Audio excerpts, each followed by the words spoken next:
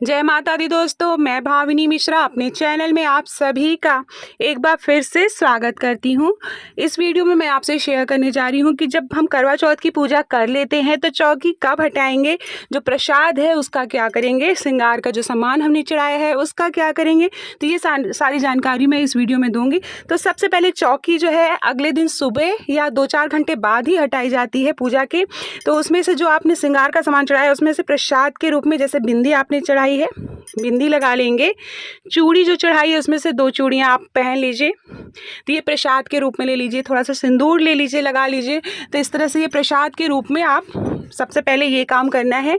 और याद रखिए, जब भी पूजा खत्म हो जाए, आपने पारण किया हो तो तुरंत से जो श्रृंगार का सामान है वो नहीं उतारना चाहिए, जो सुहाग का सामान है वो नहीं उतारना चाहिए। जैसे चूड़ियाँ हैं आप तुरंत से ना उतारें, बिंदी सिंदूर आपने जो भी चीज़ें पहनी हुई हैं उसको तुरंत से नहीं हटाना चाहिए। इस बात का हमें ध्यान रखना है। चूड़ियाँ आप एक आध दिन पहने रहिए।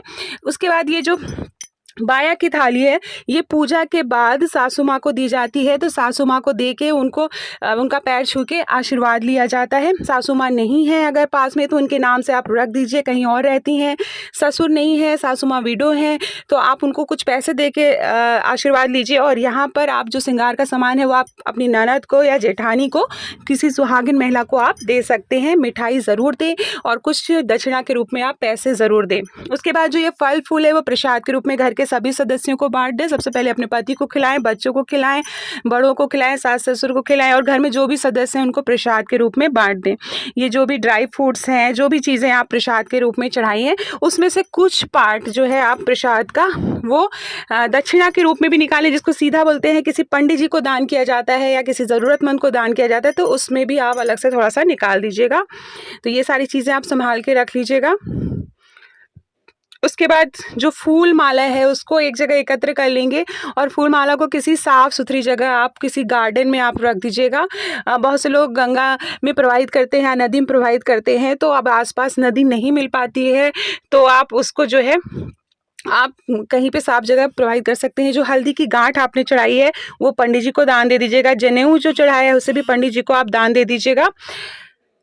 इसके बाद जो है जो कलश का पानी है और हमने जो करवों में पानी भरा था, ये देखिए दोनों करवों में जो पानी भरा था उसको जो है, उसको अभी मैं बताऊंगी क्या करना है। लेकिन जो करवे के ऊपर जो आपने प्रसाद चढ़ाया है उसे भी आप एकत्र कर लीजिए और इसको भी प्रसाद रूप में घर के सभी सदस्यों को बांट दीजिए। जो चावल, इसके ऊपर हमने चावल का ढेर लगाया है, पात्र में जो चावल रखा है उस चावल को आप पंडित जी को दान देंगे। जो पंडित जी का सीधा निकालेंगे, एक दिन का खाना बोलते हैं जिसमें दाल, चावल, हल्दी, नमक, आटा, सब्जियां, फल, सारी चीज़ें रखते हैं, तो उसमें आप ये चावल दान के रूप में दे सकते हैं। इसके ऊपर सारे जो जितने भी चावल हैं वो एकत्र कर लेंगे एक जगह पे और उसे दान दे देना है।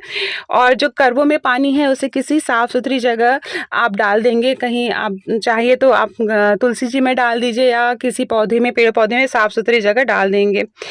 ठीक है। ये देखिए जो छलनी है रखी है, ये जो सीकी है इसको भी आप गार्डन में कहीं स्वच्छ जगह, इसको हम सीकी को भी रख देंगे। अभी मैं दिखाऊंगी कि कैसे रखा है। और एक चीज़ और ध्यान रखिएगा कि इसको कहीं ऐसे फेंकिएगा नहीं, इसको आप साफ़ सुथरी जगह ही रखिएगा। जो करवे हैं उनका जल जो है किसी साफ़ सुथरी जगह आप डाल के पेड़ पौधों में, और उसमें हम अनाज भरकर साल भर के लिए रखते हैं। किसी आप अपने जहाँ पे भी आपका भंडारा गृह है, जहाँ पे आप सामान रखते हैं, किचन है जहाँ पे आप सारे सामान रखते हैं, अनाज रखते हैं, वहाँ पर अनाज भरकर इन करवों को 1 साल तक के लिए रख देना है। तो इस करवे का जो जल है वो हम तुलसी जी में या किसी साफ़ सुथरी जगह डाल देंगे। जो चावल है उसमें से कुछ चावल आप चिड़िया को भी डाल सकते हैं, जहाँ पे चिड़िया आती हो आप वहाँ पे भी चिड़िया को खिला सकते हैं। ये देखिए ये किताब रख लीजिए, इस किताब को हर साल आप प्रयोग में ला सकते हैं। बहुत से लोगों ने पूछा कि जो फोटो है उसको भी क्या विसर्जित करना है, तो ज़रूरी नहीं है। आप इस फोटो को हर साल आप इस फोटो को रख दीजिए साफ सुथरा एक जगह पे, और फिर आप अगले साल भी इस फोटो को यूज़ कर सकते हैं। बहुत से लोग फोटो को विसर्जित भी कर देते हैं, तो दोनों चीज़ आप कर सकते हैं। दोनों में कोई वहम मत पालिएगा कि नहीं ऐसा नहीं ऐसा है। तो मैं तो फ़ोटो रखे रहती हूँ और हर साल इसी फ़ोटो से पूजा कर लेती हूँ। पूजा हो जाती है, इसको अच्छे से रख देती हूँ संभाल कर। ये जो कि फूल जो है, फूल को मैंने जैसे बताया कहीं पे आप या तो ज़मीन में थोड़ा सा गड्ढा खोद के वहाँ पर भी आप जो है फूल को विसर्जित कर सकते हैं। जो भी चीज़ें यहाँ पर जो चौकी पर है, चावल ऑवल, वो सबको अलग कर लीजिए और इसको भी एक जगह रख दीजिए। या ये चावल जहाँ पर गिरा हुआ है इसको आप चिड़िया को डाल सकते हैं।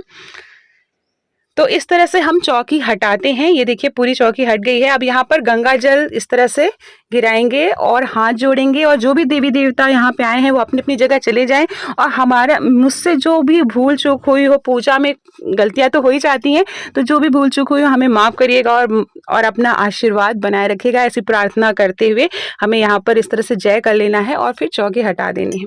अब ये देखिए, ये मैंने जो करवों में जल था उसको यहाँ पर गिरा दिया, पेड़ पौधों में गिरा दिया। इसी तरह सिक्की भी यहाँ साफ सुथरी जगह रख देंगे, और फूल जो है वो भी यहाँ पे रख देंगे।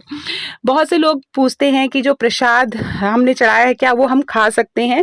तो हाँ, देखिए अपने बड़े बुजुर्गों से पूछ लीजिए। बहुत सी जगह खा लेते हैं और बहुत सी जगह नहीं खाते हैं, तो अलग अलग प्रथाएं हैं। जैसे हमारे यहाँ जो हम प्रसाद चढ़ाते हैं चौथ का, किसी भी चौथ पूजा का जो प्रसाद चढ़ाते हैं वो खुद से नहीं खाते हैं, लेकिन जहाँ पर देवरानी जेठानी हैं और 2-3 लोग मिलके पूजा करें तो आप दूसरे का प्रसाद लेके खा लीजिए, वो कर सकते हैं। तो इस तरह से सीकी यहाँ रख देंगे। बहुत से लोग बोलते हैं सीकी नहीं मिल पाए तो कैसे पूजा करें? तो कोई बात नहीं, सीकी बहुत जगह नहीं मिलती, यहाँ पूर्वांचल में मिलती है। तो अगर सीकी नहीं मिल पा रही है तो आप बिना सीकी से भी इसी तरह पूजा कर सकते हैं। बहुत से लोग करवे में, एक करवे में जो प्रसाद भरते हैं, जैसे कि बहुत से लोग ड्राई फ्रूट्स डालते हैं करवे में, तो उस ड्राई फ्रूट्स को भी आप अलग से निकाल के रख सकते हैं। उसको जो है प्रसाद के रूप में बांट दें, थोड़ा सा दान कर दें, कुछ लोगों को बांट दें, उसके फिर बाद में आप खीर उर बना के भी खिला सकते हैं घर के सदस्यों को। तो ये देखिए जो करवा है इसको हमें संभाल के रख देना है। जैसा कि मैंने बताया बाया की थाली, तो बाया की थाली में ये सारी जो श्रृंगार की सामग्री है, उसके अलावा आप फल और ड्राई फ्रूट्स जरूर डाल दें, और कुछ सोने चांदी की चीज़ें अगर आपके बजट में हो तो वो आप जो है बाया की थाली में ज़रूर शामिल करें, और जिससे अपनी सासू माँ से आप इनको दीजिए और उनको प्रसन्न करिए, ताकि वो दिल से आशीर्वाद दें। दिल से दिया हुआ आशीर्वाद बहुत लगता है। तो इस तरह से आपको बाया की थाली देनी है, ये सारे सामान, उसमें मीठा ज़रूर शामिल करें।